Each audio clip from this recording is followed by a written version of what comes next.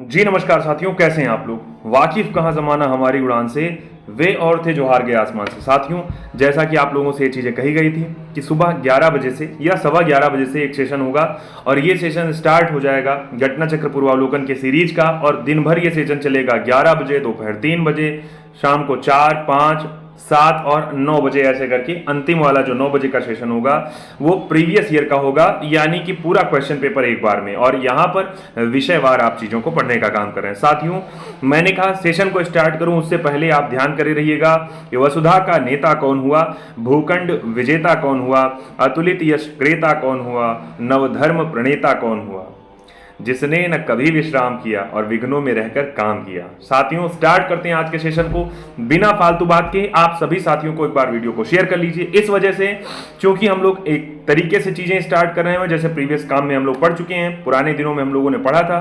एक क्रम से नियमितता से हम चीजों को पढ़ेंगे और आज के क्रम में हम चर्चा करें साथियों, तो यहाँ आज के क्रम में हम लोग बात कर रहे हैं 11 बजे से दोपहर सवा 11 बजे से भारतीय इतिहास के विषय में। और भारतीय इतिहास की ये अनुक्रमणिका, यानी एक प्रकार का ये पूरा सिलेबस आपको दिया गया है कि इसको एक एक क्रम में हम लोग पढ़ने का काम करेंगे, जिसके विषय में याद होगा सबसे पहले आपको दिया गया है प्राचीन भारत का इतिहास। यानी प्राचीन भारत के इतिहास में चाहे पाषाण काल हो, सैंधव सभ्यता हो, वैदिक काल, बौद्ध, जैन, शैव भागवत धर्म, 6ठी शताब्दी, ईसा पूर्व राजनीतिक दशा, ऐसे करके ये पूरा क्रम दिया गया है। और ये प्राचीन साहित्य, साहित्यकार और पूर्व मध्य काल तक चीजें आपकी डिवाइड है। दूसरे सेक्शन में आपको मध्यकालीन भारतीय इतिहास मिलेगा, यानी आप देख रहे हो कि लगभग 15 चैप्टर इसमें है प्राचीन भारत में। उसके बाद में मध्यकालीन भारत में अगर आप पहुंचेंगे तो मध्यकालीन भारत में लगभग 25 चैप्टर इसमें दिए गए हैं, करके दिया गया है।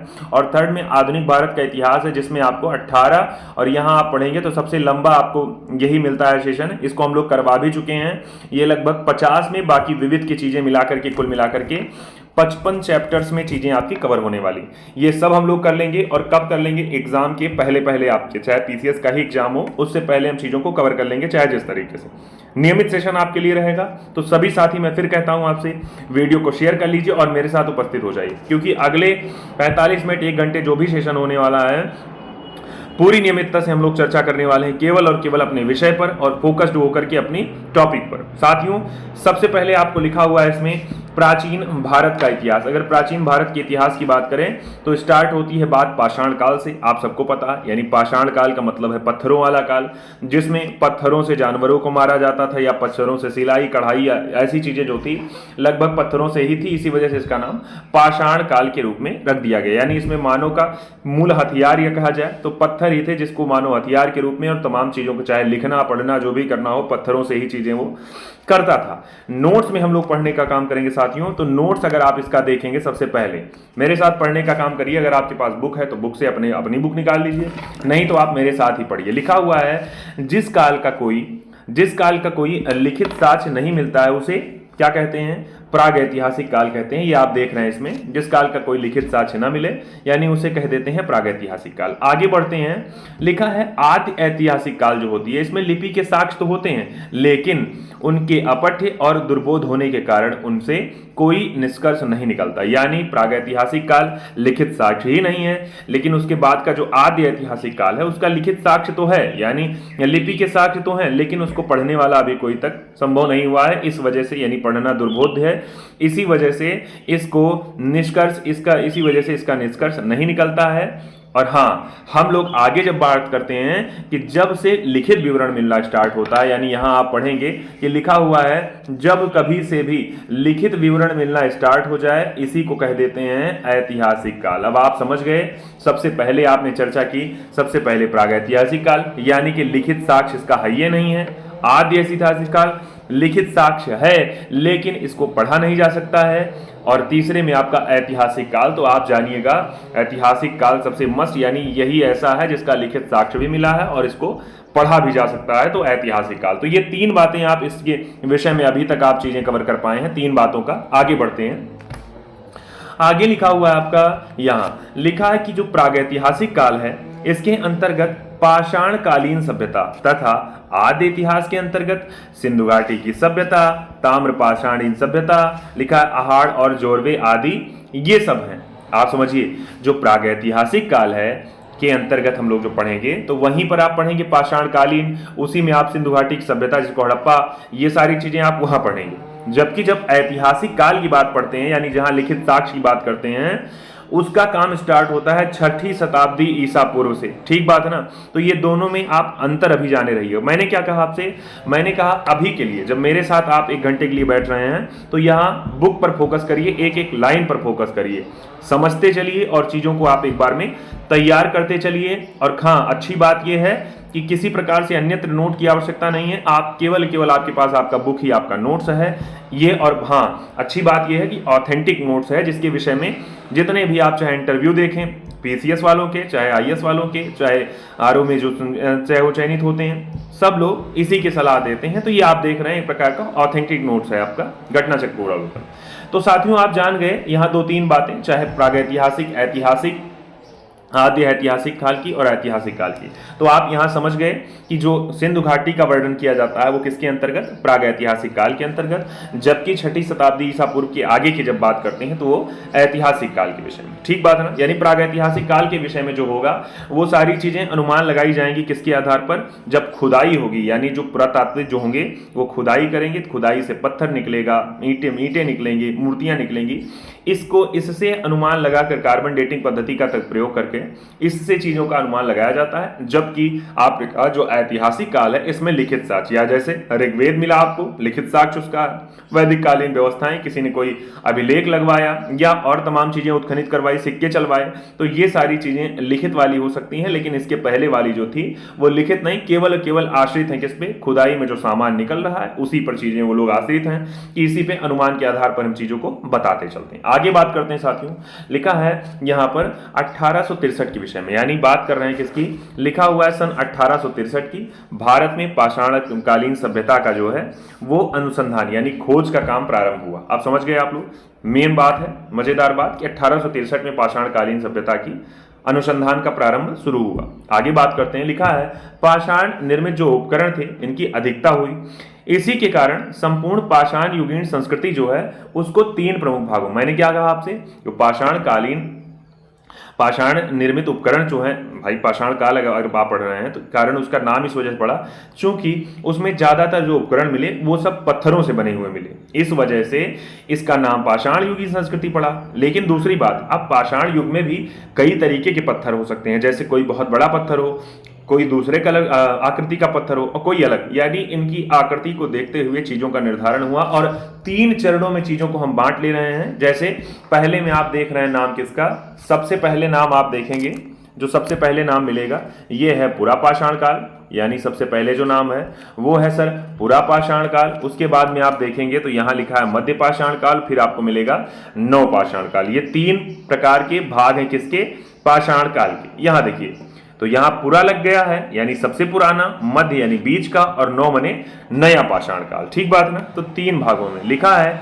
लेकिन बात करें अगर उपकरणों की, यहां देखिए लिखा है उपकरणों की जो भिन्नता हो रही उसके आधार पर पूरा पाषाण काल को भी 3 भागों में, अब अभी आपने कहा अभी पाषाण काल को आपने 3 भागों में बांटा, पूरा, मध्य और आप पढ़ेंगे नौ के विषय में। लेकिन उपकरणों की जो भिन्नता हो रही है उसके आधार पर जो पूरा यानी सबसे प्राचीन वाला भी हुआ उसको भी 3 भागों में बांट लिया गया, जिसके विषय में हम लोग आगे पढ़ने का काम करेंगे। लिखा हुआ है यहां पर, लिखा है जो पूर्व पाषाण काल था, यहां लिखा हुआ है जो इसमें जब चेंज किया गया यानी पूरा पाषाण काल को बांटा गया 3 भाग में आकृति के आधार पर उपकरणों के, लिखा है सबसे पहला जो आया वो हो गया पूर्व पूरा पाषाण काल। इसमें लिखा है क्रोड जो उपकरण हुए यानी हस्तकुठार, खंडक या फिर विदारणी, यानी ऐसे करके कुछ उपकरण है, चित्र बाद में मैं आपको दिखाऊंगा तो वहां आपको हो गया ये आ रहे हैं। मध्य में आप बड़े करेंगे तो इसमें फलक आप जानते हैं, फलक का अर्थ होता है जैसे कोने जिसमें निकले होते हैं उस तरह के उपकरण। जबकि उच्च पूरा पाषाण काल जो हुआ उसमें तक्षणी या खुरचनी टाइप के उपकरण आपको मिले। अब देखिए मैंने क्या कहा आपसे, मैंने कहा चीजों को आपको एक क्रम में चीजों को बस ऐसे पढ़ते चलना है, बाद में आप खुद ही डिवाइड कर ले जाएंगे क्या कैसे इंपॉर्टेंट है, क्या ज्यादा इंपॉर्टेंट है आपकी परीक्षा के लिए, क्या कम। आपको ये भी ध्यान देना है, छोड़ना भी तमाम सारी चीजें हैं। यहां देखिए अब आगे आपने कहा पाषाण काल को 3 पूरा पाषाण काल को भी 3 भागों में बांट लिया गया, जिसमें आपने कहा पूर्व पूरा पाषाण काल, मध्य पूरा पाषाण काल और आगे पढ़ते हैं उच्च पूरा पाषाण काल। नीचे आगे आते हैं हम तो लिखा हुआ, अब देखिए यहां से बहुत इंपॉर्टेंट टॉपिक आ गया, कंटेंट आ गया। ये लिखा हुआ है सर्वप्रथम पंजाब की एक नदी है जिसका नाम था सोहन नदी। ये वर्तमान समय में कहां पर है? पाकिस्तान में स्थित है। यहां पर एक उपकरण प्राप्त हुआ किस संस्कृति का? चापर चापिंग पेबुल संस्कृति। यानी चापर चापिंग पेबुल संस्कृति एक प्रकार की ऐसी है, जैसे मान लीजिए कोई पत्थर हुआ, ये कोई पत्थर है, अब पत्थर में क्या कर दिया गया? एक साइड में ऐसे धार बना दी गई, समझ रहे हैं? एक साइड में धार बना दी गई तो इस तरह से क्या हो गया? पत्थर एक साइड नुकीला हो गया, यानी उसी से चीजों को काटने का काम किया जाता है। तो इसी प्रकार की संस्कृति हो गई, वो चापर चापिंग पेबुल संस्कृति हो गई। ठीक बात है ना? यहाँ यानी पत्थरों पे ही धार बनाकर के या नोक बनाकर के चीजों को तैयार किया जाता था। अच्छा, तो आपने क्या कहा? चापर चापिंग पेबुल संस्कृति के उपकरण। भाई आप यही जानेंगे ना कि चापर चापिंग पेबुल जो संस्कृति है, इसके उपकरण कहां से मिल रहे हैं? तो आप कहेंगे सर इसके उपकरण मिल रहे हैं सोहन नदी, जो पंजाब वर्तमान समय में पाकिस्तान है, वहां से पहली बार इसके उपकरण प्राप्त हुए। ठीक बात है ना? आगे और पढ़ते हैं तो लिखा है सबसे पहले तमिलनाडु का जो चेन्नई है, इसके पास में बद मदुरै यानी अतिरंपक्कम जो स्थान है, वहां से हैंड एक्स संस्कृति। ऐसे कई बार अभी आगे आप पढ़ेंगे, जब क्वेश्चन आंसर पढ़ेंगे तो वहां देखिएगा क्वेश्चन ऐसे पूछा जाएगा कि चापर चापिंग पेबुल संस्कृति के उपकरण कहां मिले हैं। दूसरा ऐसे पूछ सकता है हैंड एक्स संस्कृति के, ठीक बात है, ये यानी हाथ से पकड़ने वाली जो कुल्हाड़ी है, इसके उपकरण कहां से मिले हैं? तो ये हो रहे हैं आपका तमिलनाडु के चेन्नई के पास की जगह है बदमदुरै, और दूसरा है अतिरंपक्कम जो स्थान है वहां से। आगे आते हैं तो लिखा है इस संस्कृति के अन्य उपकरण जैसे क्लीवर और स्क्रेपर आदि हैं। अब देखिए यहां आते हैं, इसके आगे लिखा हुआ है साथियों, लिखा है कि भूवैज्ञानिक जो सर्वेक्षण है, यहां देखिए लिखा है भूवैज्ञानिक सर्वेक्षण। इसके जो वैज्ञानिक हैं इनका नाम था रॉबर्ट ब्रूस फ्रूट। कई बार इनका नाम पूछा हुआ है। लिखा है इन्होंने क्या किया, तमिलनाडु का जो चेन्नई जगह है वहीं के पास का जो स्थान है जिसका नाम है पल्लवरम, वहीं के पास से उसी स्थान से पहला हैंड एक्स यानी हाथ से पकड़ने वाली जो कुल्हाड़ी, पहली बार हैंड एक्स का इन्होंने वहीं पर खोज किया था या वहीं पर इन्होंने प्राप्त किया था। ठीक बात है ना? अच्छा, दूसरा उनके जो मित्र थे उनका नाम था विलियम किंग। उन्होंने क्या किया, इन्होंने अतिरंपक्कम जो स्थान है वहां से पूर्व पाषाण काल के उपकरण खोज के निकाले थे। आप समझते जाइए, चीजों को केवल पढ़ते जाइए, अभी आगे क्वेश्चन आंसर जब मिलेगा तब आपको ये सारी चीजें ध्यान करने आने वाली है। जो आप यहाँ पढ़ रहे हैं वो सब कुछ आपको मिलने वाला है आगे। आगे बात करते हैं साथियों, यहाँ लिखा हुआ है 1935 में एक व्यक्ति जिसका नाम है डी टेरा, इनके नेतृत्व में एक कार्यक्रम यानी येल कैम्ब्रिज अभियान स्टार्ट हो। दल जो है ये सोहन घाटी में आ रहा है, वही सोहन घाटी जिसके विषय में आपने पढ़ा, पूर्वकालीन पंजाब का हिस्सा जो वर्तमान समय पाकिस्तान का हिस्सा है। वहां पर बहुत सारे अनुसंधान किए, किसके विषय में, यानी पुरातत्वविद खुदाई ही कर रहे हैं। बात करें बेलन घाटी जो वहां की है, वहीं पर इलाहाबाद विश्वविद्यालय के एक प्रोफेसर थे जिनका नाम था GR शर्मा, इनके निर्देशन में अनुसंधान किया गया और यहीं पर लिखा हुआ है संबंधित 44 पुरास्थल यहां से प्राप्त किए गए। आई बात ध्यान में, 44 पुरास्थल, थोड़े मोड़े नहीं, 44। तो यहां दो तीन नाम सुना, एक रॉबर्ट ब्रूस फूड का विशेष नाम सुना, डी टेरा का नाम हाईलाइटेड सुना, तो इनके विषय में ध्यान करे रहिएगा, आगे संभवतः क्वेश्चन आपको पूछे जाएंगे। नीचे आते हैं, लिखा हुआ है उपकरणों के अतिरिक्त, अब देखिए यहां लिखा है उपकरण जो मिल रहे हैं उसके अतिरिक्त और क्या मिल रहा है। लिखा है उपकरण तो मिल ही रहे हैं, साथ ही साथ बेलन का जो लोहंदा नाम का क्षेत्र है वहां की काल में यानी हड्डियों से बनी हुई मातृ देवी की एक प्रतिमा मिल रही है। ठीक बात है ना, एक प्रतिमा मिल रही है पाषाणकालीन। लिखा है जो कि संप्रति कौशाम्बी संग्रहालय में वर्तमान समय में सुरक्षित भी है। ध्यान करे रहिएगा, तो पूछा जा सकता है लोहंदा नाला क्षेत्र जो है वहां से बेलन नदी के पास जो मातृ देवी की प्रतिमा मिली थी, पूछा जा सकता है वर्तमान समय में कहां है, तो कौशाम्बी संग्रहालय में। आगे लिखा है फलकों की अधिकता के कारण मध्य पुरा पाषाण काल को क्या कहा जाता है, इसको फलक संस्कृति। मैंने कहा अभी कुछ देर पहले हमने फलक संस्कृति की चर्चा की थी ना, तो इसी वजह से इसको फलक संस्कृति कहा जाता है। किस वजह से, तो ये कहा जाता है चूंकि कोने इसमें पाए जा रहे हैं, या फलक ब्लेड स्क्रेपर संस्कृति भी कहा जाता है। आगे बढ़ते हैं, लिखा है इन उपकरणों का जो निर्माण हो रहा है वो क्वार्टजाइट पत्थर से किया गया है। ध्यान करे रहिएगा, क्वार्टजाइट पत्थर, आगे आप जब पढ़ेंगे पत्थरों के विषय में जब चर्चा पढ़ेंगे तो वहां ये सब मिलेगा। तो क्वार्टजाइट एक प्रकार का पत्थर जो यहां से प्राप्त हो रहे हैं, यानी उनसे बने हुए उपकरण आपको प्राप्त हो रहे हैं। आगे लिखा हुआ है कि पूरा पाषाण कालीन का जीवन जो था पूर्णतः प्राकृतिक था। शिकार पर लोग निर्भर रहते थे, मांस खाते थे, कंदमूल फल खाते थे। अच्छा, अब देखिए यहां से क्वेश्चन आपको मेंस में भी यानी आप करें व्याख्यात्मक रूप से भी पूछा जा सकता है कि पूरा पाषाण काल के लोगों का जीवन कैसा था, किस चीज पर वो निर्भर रहते थे। तो आप जान रहे साथियों, वो निर्भर रहते थे मांस पर, यानी पूरी तरह प्राकृतिक थे। तो इसका मतलब जो प्रकृति से सीधे चीजें निकल रही हैं उन्हीं को ये लोग क्या करते थे, उन्हीं को उत्पाद के रूप में यूज करते थे। जैसे मांस पा गए, प्रकृति से फल फूल मिला, तो यानी ऐसा नहीं था कि फल पाए तो फिर उसको बना करके banana shake, orange shake, mango shake ऐसे कुछ पिए, ऐसा व्यवस्था नहीं थी। या रोटी बना खाएं, जो मिल गया उसी से वो डायरेक्ट मिल गया था, अपनी तरफ से कुछ नहीं उगाते थे। ये पूरा पाषाण काल में लिखा हुआ है। अब देखिए आग का प्रयोग यहां लिखा है साथियों, लिखा है आग का जो प्रयोग हो रहा है इससे अपरिचित थे लोग। इसी वजह से ये लोग कैसा मांस खाते थे, मांस खाते थे लेकिन कच्चा मांस खाते थे। आप सोच रहे हैं कैसा मांस, ही कच्चा मांस, क्योंकि आग का खोज तब तक नहीं हुआ था। अच्छा, दूसरी बात, ये मूली रूप से शिकारी थे। भाई खुद ही देखिए, अगर ये कच्चे मांस पर आश्रित हैं तो इसका मतलब शिकार करेंगे तभी तो मांस खा पाएंगे। आगे, मानव को पशुपालन तथा कृषि का ज्ञान भी नहीं था। किसकी बात कर रहे हैं, ये सब आप पूरा पाषाण काल की बात कर रहे हैं। यहां पर पूरी तरह से ये प्राकृतिक चीजों पर आश्रित हुआ करते थे, ना शिकार, ना ये कृषि का जानते थे, ना ये पशुपालन करते थे। बस जो मिला खा के किनारे हो जाते थे, अपना काम आगे बढ़ाते थे। आगे लिखा है यहां पर, फिर आगे इसके लिखा है भारत जो है यहां पर मध्य पाषाण काल के युग। अब देखिए आपने पूरा पाषाण काल, अब मध्य पाषाण काल, इसकी विषय में जो जानकारी है वो सर्वप्रथम 1867 में हुई, जब एक व्यक्ति जिनका नाम था आर्कीबाल्ड कैंपबेल कार्बाइल, इन्होंने क्या किया, विंध्य क्षेत्र जो है वहां पर शैल चित्र, शैल चित्र का मतलब होता है पत्थरों पर, यानी पत्थरों पर कोई मान लीजिए पत्थरों पर वो चित्र उत्र बना दे रहे हैं पत्थरों से ही, तो उनको शैल चित्र पहली बार इनको प्राप्त हो गया। कहां पर, विंध्य क्षेत्र, यानी मध्य भारत जब आप पढ़ेंगे तो वहां वाले क्षेत्र से इनको प्राप्त हुआ आर्कीबाल्ड कैंपबेल को, और यहीं से चीजें पढ़ शुरू हो रही है किसकी, मध्य पाषाण काल की। ठीक बात है।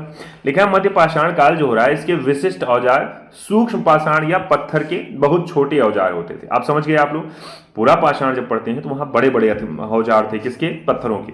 लेकिन जब मध्य पाषाण आप पढ़ रहे हैं तो यहां पर ऐसा नहीं है, यहां उससे छोटे औजार हैं।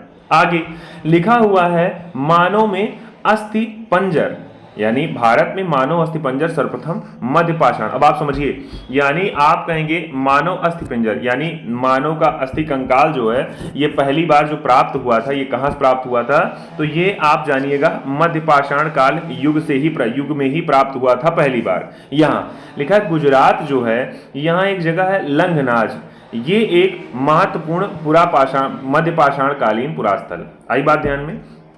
तो आपने एक नाम सुना लंगनाज का, आपने कहा मानव अस्थिपंजर सबसे पहले मध्य पाषाण काल मिले, आपने कहा शैल चित्र पहली बार 1867 में आर्कीबाल्ड कैंपबेल नाम के जो व्यक्ति हैं इनको विंध्य क्षेत्र में प्राप्त हुआ, और ये सारी बातें किसकी हैं, ये मध्य पाषाण काल की हैं। ठीक बात है ना, खूब बढ़िया समझते चलिए आप लोग। इसके आगे आइए, लिखा हुआ है यहाँ लंगनाज के बाद आगे लिखा हुआ है, लिखा है यहाँ पर कि लिखा है यहां से लघु पाषाणोपकरणों के अतिरिक्त यहां पर पशुओं की हड्डियां मिली, कब्रिस्तान मिले, कुछ मिट्टी के बर्तन भी प्राप्त हुए, और यहां पर 14 मानव कंकाल भी मिले। तो ये आप कह रहे हैं किसकी बात कर रहा है, ये मध्य पाषाण काल की बात कर रहा है, और मध्य पाषाण काल के अंतर्गत गुजरात का जो लंगनाज जगह है वहां की बात कर रहा है कि ऐसा नहीं वहां से अस्थिपंजर ही मिले, वहां से और भी तमाम सारी चीजें मिली जिसमें मिट्टी के बर्तन भी मिले हैं। आगे आते हैं, अब देखिए यहां लिखा हुआ है एक जगह है मध्य पाषाण काल में जिसका नाम की, यानी आप कहें उसकी पुरातात्विक स्थान जिसका नाम है महदहा। महदहा जो वर्तमान समय में प्रतापगढ़ भारत की जगह है, उत्तर प्रदेश की, वहीं की जो महदहा जगह है, मैदहा, वहां पर हड्डी और सींग जो है उससे निर्मित उपकरण मिल रहे हैं। कहां पर, मैदहा में। ठीक बात है, जो पूरा प्रतापगढ़ का स्थान है। लिखा GR शर्मा नाम के व्यक्ति हैं, याद करिए आप इनके विषय में। ये महदहा के 3 क्षेत्रों का उल्लेख कर रहे हैं, झील क्षेत्र, बूचड़खाना संकुल क्षेत्र, कब्रिस्तान निवासी क्षेत्र, ऐसे 2-3 नाम। आगे बात करते हैं साथियों इसी के विषय में। यहाँ अब देखिए लिखा हुआ है बूचड़खाना जो संकुल क्षेत्र है, खूब ध्यान से पढ़िएगा, वहां से लिखा हुआ हड्डी, सींग निर्मित उपकरण, ये सब आभूषण बड़े पैमाने पर पाए जा रहे हैं। आगे लिखा है जयनारायण पांडे नाम के जो व्यक्ति हैं इनके द्वारा लिखित पुस्तक, एक पुस्तक इन्होंने लिखी जिसका नाम रखा इन्होंने, लिखा पुरातत्व विमर्श। उसमें महदहा, सरायना, हर्राय, दमदमा तीनों स्थलों से हड्डी के उपकरण और आभूषण पाए जाने का उल्लेख कर रहे हैं। बात करते हैं दमदमा की। लिखा दमदमा में किए गए उत्खनन के फलस्वरूप पश्चिमी और मध्यवर्ती क्षेत्रों से कुल मिलाकर 41 मानव शवाधान। आप समझ गए, दमदमा का नाम जो आया, आपने कहा यहां पर भैया शवाधान मिल रहे हैं, ठीक बात है ना, एक मानव शवाधान मिल रहे हैं, यानी शव को दाह करने वाली, शव को अंतिम संस्कार करने वाली जगह है, शवाधान मिल रहे हैं। इन शवाधानों में से 5 शवाधान युग्म शवाधान और 1 शवाधान 3 मानव कंकाल एक साथ दफनाए हुए मिले। ये जग बात कहाँ की है, ये दमदमा की बात है, ध्यान करे रहिएगा। आगे 48 मानव कंकाल भी प्राप्त हो रहे हैं। अब देखिए लिखा सराय नाहर राय जो है वहां ऐसी समाधि मिल रही है जहां 4 मानव शव एक साथ दफनाए गए। ये सब क्वेश्चन अभी आपको कुछ देर बाद मिलने वाला है आपके प्रीवियस ईयर क्वेश्चन में भी और बहुविकल्पीय में भी, तो ध्यान करे रहिएगा, जरूरी हो सकते हैं, यदि पढ़ते रहिए। आगे यहाँ की कब्रें यानी समाधियां आवास क्षेत्र के अंदर स्थित थी। कब्रें छिछली और अंडाकार थी। विंध्य क्षेत्र के लेखैया के शिलाश्रय संख्या 1 से मध्य पाषाण कालीन लघु पाषाण उपकरणों के अतिरिक्त 17 मानव कंकाल प्राप्त हुए हैं, ठीक है ना, जिनमें से कुछ सुरक्षित हालत में है तथा अधिकांश क्षत विक्षत अवस्था में है, ठीक बात है ना। आगे आते हैं भाई, इसके बाद और कुछ मेन बातें। लिखा है अमेरिका का एक विश्वविद्यालय यानी ओरेगॉन विश्वविद्यालय, वहां के जॉन आर लुकास नाम के व्यक्ति जो हैं ये लेखैया में आ रहे हैं और 27 मानव कंकाल की अस्थियां प्राप्त कर रहे हैं। लिखा हुआ है यहां पर पशुपालन का प्रारंभ। अब देखिए यहां ये क्वेश्चन मजेदार है, लिखा है पशुपालन का जो प्रारंभ हुआ ये पहली बार मध्य पाषाण काल में ही स्टार्ट हुआ। ध्यान करे रहिएगा, आपने अभी कुछ देर पहले पढ़ा, पूरा पाषाण काल में ना तो खेती की व्यवस्था है, ना पशुपालन के विषय में जान रहे हैं, ना कि आग की खोज हुई है, लेकिन मध्य पाषाण काल में जैसे पहुंच रहे हैं वहां पर पशुपालन की व्यवस्था हो गई, यानी पशुपालन की खोज हो गई। पशुपालन के साक्ष्य जो मिल रहे हैं वो आदमगढ़ जो नर्मदापुरम यानी मध्य प्रदेश की जगह है वहां से मिल रहा, तथा बागोर भीलवाड़ा राजस्थान से प्राप्त हो रहा है कि भारत में पशुपालन की व्यवस्था होती थी उस समय मध्य पाषाण काल में। मध्य पाषाण काल के मानव जो थे वो शिकार करके मछली पकड़कर खाद्य वस्तुओं का संग्रह करके पेट भरते थे। अब भी आप देख रहे हैं कि अब भी प्राकृतिक ऐसा नहीं कि मानव निर्मित, अब भी प्राकृतिक ये मामला कर रहे हैं ये। अब देखिए मध्य प्रदेश की जो जगह है, यहाँ देखिए लिखा है मध्य प्रदेश की एक जगह है जिसका नाम है भीमबेटका, यानी रायसेन जिला है वहीं पर भीमबेटका है। यहाँ प्रागैतिहासिक कालीन शैल चित्रकला का उदाहरण, अब आप देख लें यहाँ पर भी शैल चित्र मिल रहा है किसको, मध्य प्रदेश में रायसेन जिले में भीमबेटका नाम की जो जगह है। यहाँ 700 से अधिक शिलाश्रय प्राप्त हो रहे हैं जिसमें 500 से अधिक में चित्रकारी प्राप्त हुई है। इसमें से यूनेस्को ने 243 को क्रमांक प्रदान किया तथा यूनेस्को ने भीमबेटका शैल चित्रों को विश्व विरासत। अब ध्यान करें ये क्वेश्चन आपका स्टैटिक जीके के लिए मोस्ट इंपॉर्टेंट है कि भीम विश्व विरासत सूची में नाम दर्ज है किसका, तो यूनेस्को में पूछेगा किसका, भीमबेटका शैल का या किसी और शैल का नाम दे देगा। तो ध्यान करे रहिएगा भीमबेटका जो गुफा है या भीमबेटका शैल है ये यूनेस्को की सूची में दर्ज है। अब आपको कमेंट सेक्शन में लिखना है यूनेस्को का मुख्यालय कहां पर स्थित है, ठीक बात है ना। आगे आते हैं भाई, अब देखिए इसके आगे अब बहुत इंपॉर्टेंट शुरू होने वाला है। लिखा है सबसे पहले अब देखिए अब शुरू आगे हो गया आपका, आपने कहा अभी इससे पहले आपने पशुपालन का उल्लेख पा लिया, अब आप कह रहे हैं खाद्यान्नों का जो उत्पादन हो रहा है सबसे पहले ये नवपाषाण। अब इसका मतलब ये है मानव ने भोजन की परंपरा स्टार्ट कर दी और ये नवपाषाण काल में सबसे पहले जो खोजी गई काल में गेहूं की खोज हो रही है, यानी गेहूं की कृषि प्रारंभ हो रही है। नवीनतम खोजों के आधार पर भारतीय उपमहाद्वीप में प्राचीनतम कृषि साक्ष्य वाला स्थल उत्तर प्रदेश के संत कबीर नगर के जिले के लहुरादेव, ध्यान करे रहेगा उत्तर प्रदेश का जो लहुरादेव नामक संत कबीर नगर का जगह है यहीं पर पहली बार कृषि साक्ष्य मिल रहा है। और आगे बात करेंगे यहाँ पर सबसे पहले यहाँ पर 9000 ईसा पूर्व से 7000 ईसा पूर्व मध्य के चावल के साक्ष्य मिले हैं। पूछा गया कई बार है चावल के साक्ष्य पहली बार उत्तर प्रदेश की कौन सी जगह, तो ये आपका संत कबीर नगर का लहुरादेव नाम की जो जगह है वहीं से प्राप्त हो रहा है। आगे बात करते हैं साथियों, लिखा उल्लेखनीय है कि नवीनतम खोज के पूर्व भारतीय उपमहाद्वीप का प्राचीनतम कृषि साक्ष्य वाला स्थल मेहरगढ़। अब देखिए लिखा है नवीनतम खोज की अगर बात की जाए तो इसके पूर्व भारतीय उपमहाद्वीप में प्राचीनतम कृषि साक्ष्य वाला जो स्थल था वो था मेहरगढ़, जो कि बलूचिस्तान वर्तमान समय पाकिस्तान में स्थित है। यहाँ पर 7000 ईसा पूर्व के गेहूं के साक्ष्य मिले, जबकि प्राचीनतम चावल यानी धान के साक्ष्य स्थल कोलडिहवा जो जगह है प्रयागराज के बेलन नदी के तट पर, यहाँ पर 6500 ईसा पूर्व की चावल की भूसी के साक्ष्य के साथ माना जाता है। लेकिन आप ध्यान कर रहे हैं संत कबीर नगर लहुरादेव नाम का स्थान जहां से पहली बार चावल का साक्ष्य मिल रहा है और लगभग वो 9000 से 7000 ईसा पूर्व तक का है। आगे बात करते हैं, यहां लिखा है चीन की एक नदी है जिसका नाम है यांगची नदी। लिखा है इनकी घाटी के क्षेत्र में 7000 ईसा पूर्व यानी उस समय का चावल उगाया गया।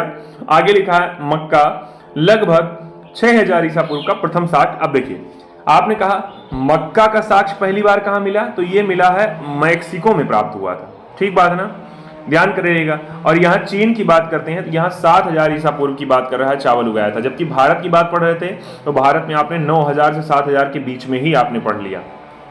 आगे लिखा मेहरगढ़ से पाषाण संस्कृति के लेकर हड़प्पा सभ्यता तक के सांस्कृतिक अवशेष प्राप्त हुए हैं।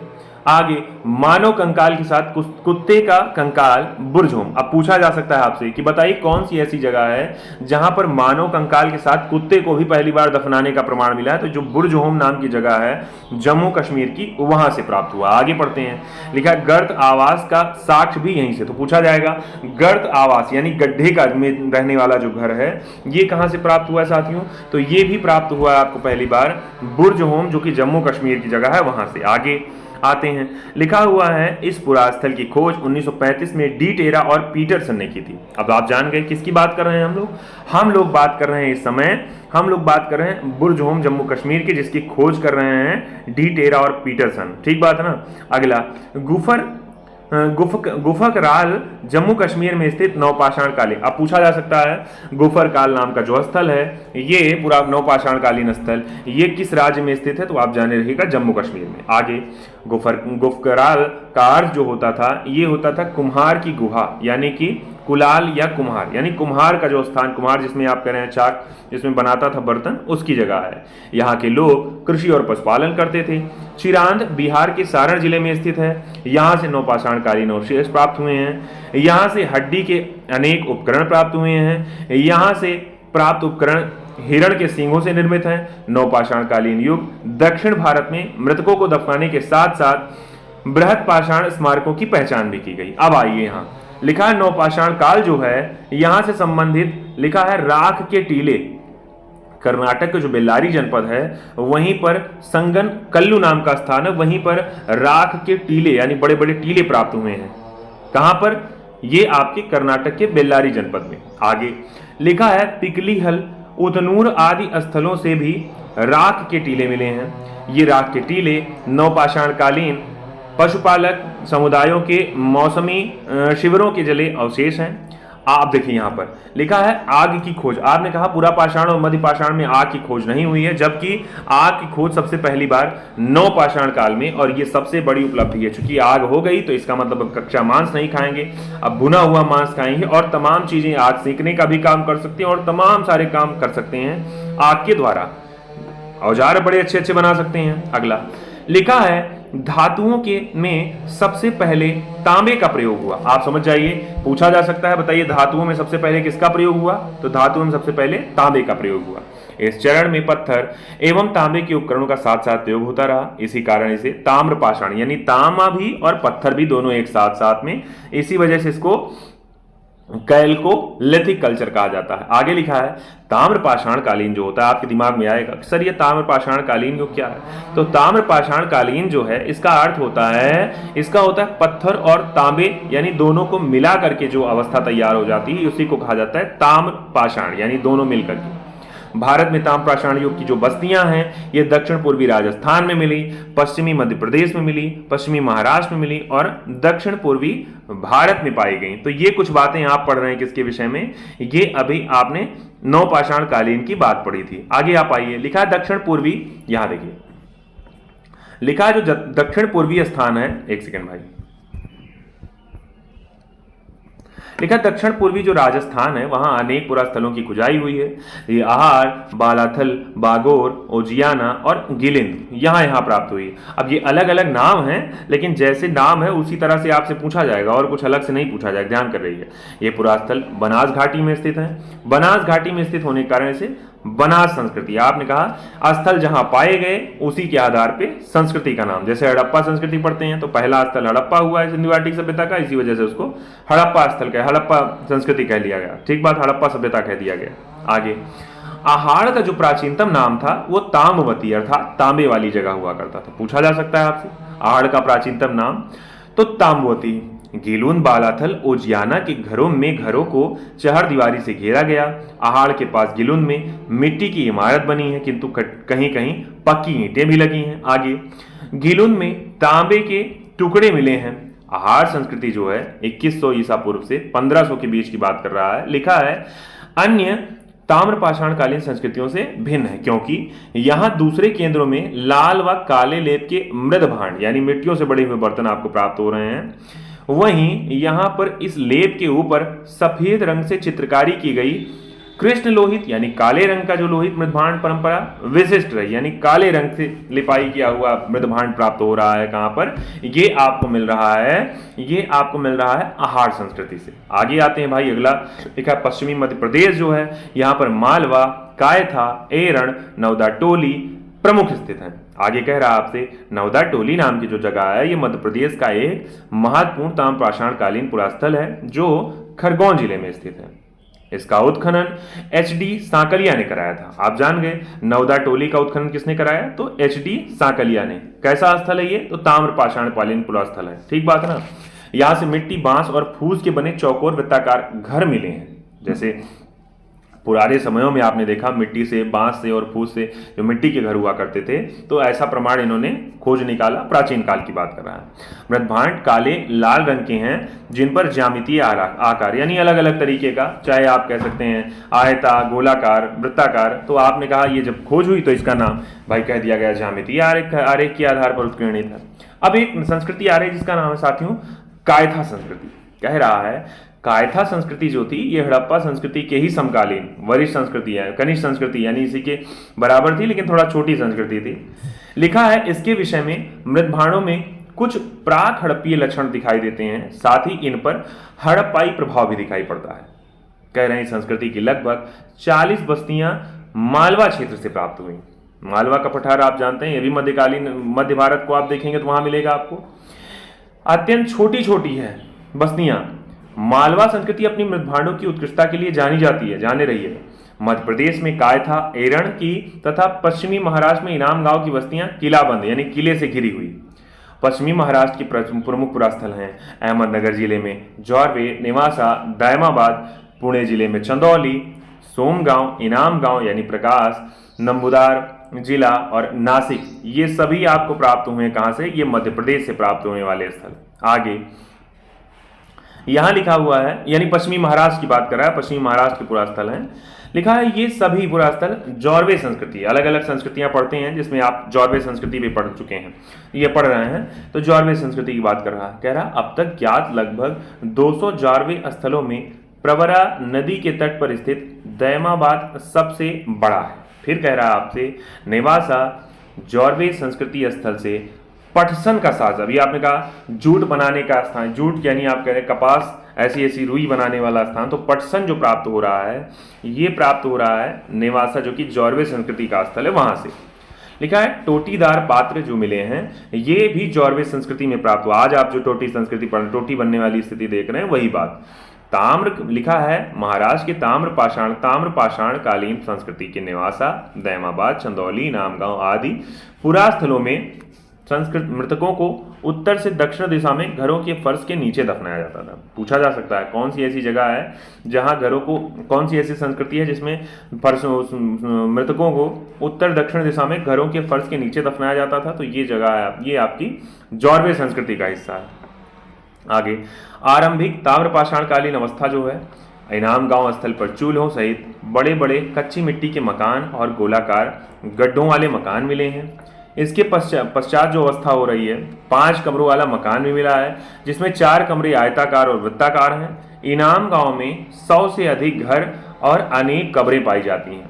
यह बस्ती किलाबंद है, खाई से घिरी हुई है। यहाँ शिल्पी और पंसारी लोग पश्चिम छोर पर रहते थे, जबकि सरदार प्रायः कहाँ रहते थे? लिखा है जबकि सरदार जो रहते थे वो केंद्र स्थल में रहता था। कौन? सरदार, जो मुख्यतः सामाजिक विभेद का सूचक है। यहां से अन्नागार भी मिला है। ठीक है ना। देखिए कहां की बात कर रहा है ये बात कर रहा है आपसे इनाम गांव की बात कर रहा है जहां से अन्नागार भी मिला। आगे देखिए कुछ बातें और हैं, इसके बाद आपको स्टार्ट हो जाएगा क्वेश्चन आंसर पर, हम लोग स्टार्ट कर देंगे प्रश्नोत्तरी पर। देखा पूर्वी भारत जो है वहां पर गंगा तटवर्ती जो चिरांद है, इसके अलावा पश्चिमी बंगाल के पूर्व में वर्धमान जिले के पांडु राजाडीबी तथा पूर्व मेदिनीपुर जिले में महिषदल उल्लेखनीय है, ताम्र पाषाण कालीन स्थल है। आगे कह रहा कुछ अन्य पुरास्थल जहां खुदाई हुई है वे हैं बिहार में एक जगह है सेनवार, सोनपुर तथा ताराडीह। पूर्वी उत्तर प्रदेश में एक जगह है जिसका नाम खैराडीह और नरहन। आगे बिहार, महाराष्ट्र, मध्य प्रदेश में रहने वाले लोग टोटी वाले जलपात्र, आज जो आप देखते हैं टोटी लगने वाली बात, गोड़ीदार और तस्तरिया और गोडीदार कटोरे बनाते थे। दक्षिण पूर्वी राजस्थान, पश्चिमी मध्य प्रदेश और पश्चिमी महाराष्ट्र और अन्यत्र रहने वाले ताम्र पाषाण युग के लोग जो थे मवेशी पालन और कृषि करते थे। वे गाय, भेड़, बकरी, भैंस रखते थे, हिरण का शिकार भी करते थे और मुख्य अनाज गेहूं चावल के अतिरिक्त वे बाजरे की भी खेती करते थे। मैंने कहा साथियों ये पहला चैप्टर है और पहला चैप्टर बेसमेंट का होता है, फाउंडेशन का होता है। आपके लिए थोड़ा सा उबाऊ हो सकता है, लेकिन चूंकि आपका एग्जाम सिर पर है और आपको तैयारी करनी है तो इस वजह से आपको एकदम उबना नहीं है, मन लगा के पढ़िए। क्षण भर में आपको स्टार्ट हो, जैसे प्रश्न कोश स्टार्ट होगा वैसे ही आपकी समझ बननी। यही कारण है कि आपने अब तक घटनाचक्र पूर्वावलोकन अपना कवर नहीं कर पाए थे। आप क्यों? क्योंकि जो उबने वाली सिचुएशन है आपकी केवल और केवल उसी वजह से। तो अब ऐसा नहीं होगा साथियों, क्योंकि आप पढ़ने का काम कर चुके हैं। मैंने कहा वसुधा का नेता कौन हुआ?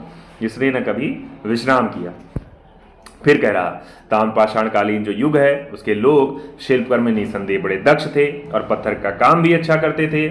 कार्नेलियन, स्टेट्राइट और क्वार्ट्ज क्रिस्टल जैसे अच्छे पत्थरों के मनके और गुटकाएं बनाते थे। वे लोग कताई और बुनाई जानते थे, क्योंकि मालवा के जो चरखे थे और तकलियां मिली हैं। लिखा महाराष्ट्र में कपास, सन, रोमल की रुई के धागे भी बने मिले हैं। इनाम गांव में कुम्भकार, धातुकार, हाथी दांत के शिल्पी, चूना बनाने वाले, खिलौने की मिट्टी की मूर्ति, टेराकोटा बनाने वाले कारीगर भी दिखाई देते हैं। आगे लिखा इनाम गांव में जो माँ देवी की प्रतिमा मिली है, जो अब देखिए माँ देवी की प्रतिमा कहाँ से मिली? तो इनाम गांव से मिली, ध्यान कर रहिएगा। जो पश्चिमी एशिया में पाई जाने वाली ऐसी प्रतिमा की प्रतिरूप है। मालवा और राजस्थान में मिली जो रूढ़ शैली से बनी मिट्टी की वृषभ मूर्तिकाएं हैं, यह सूचित करती है कि वृषभ यानी सांड जो है वो धार्मिक का प्रतीक है। आप समझ गए, यहाँ पर सांड की मूर्ति मिली है और इसको बड़ा धार्मिक प्रतीक माना जाता था ऐतिहासिक यानी नवपाषाण काल में। आगे पश्चिमी महाराष्ट्र की जो जगह है चंदौली, यहाँ लिखा है और नेवासा बस्तियों में कुछ बच्चों के गलों में तांबे के मनकों का हार, यानी मनकों का हार मतलब आप कहें माला, मोतियों की माला टाइप की होती है, एक हार पहनाकर उन्हें दफन कराया जाता था। जबकि अन्य बच्चों को कब्रों में सामान के तौर पर कुछ बर्तन भी प्रदान किए जाते थे। लिखा महाराष्ट्र में मृतक को उत्तर दक्षिण की दिशा में लटाया जाता था, किंतु दक्षिण भारत में पूर्व पश्चिम की दिशा में।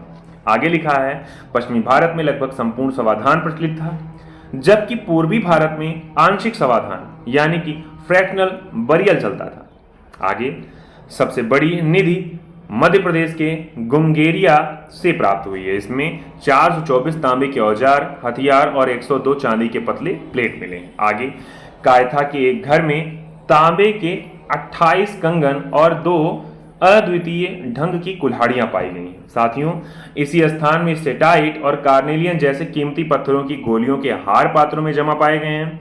गणेश्वर स्थल राजस्थान में खेतड़ी, ताम्रपट्टी के सीकर, झुंझुनू जिले यानी जो राजस्थान की जगह है कि तांबे की समृद्ध खानों के निकट पड़ता है। आगे लिखा है साथियों, लिखा है कि दक्षिण भारत में जो ब्रह्मगिरी और पिकली हल है, संगन कुल्लू है, मास्की हुल्लूर है आदि से ताम्रपाषाण कालीन युगीन बस्तियों के साक्ष्य मिले हैं। दक्षिण भारत में कृषकों की अपेक्षा चरवाहा संस्कृति ज्यादा मिलती है। कुछ और बातें थोड़ी सी, अब ये मोस्ट इंपॉर्टेंट है, यहां पर इसको नोट कर लीजिएगा, टिक कर लीजिएगा।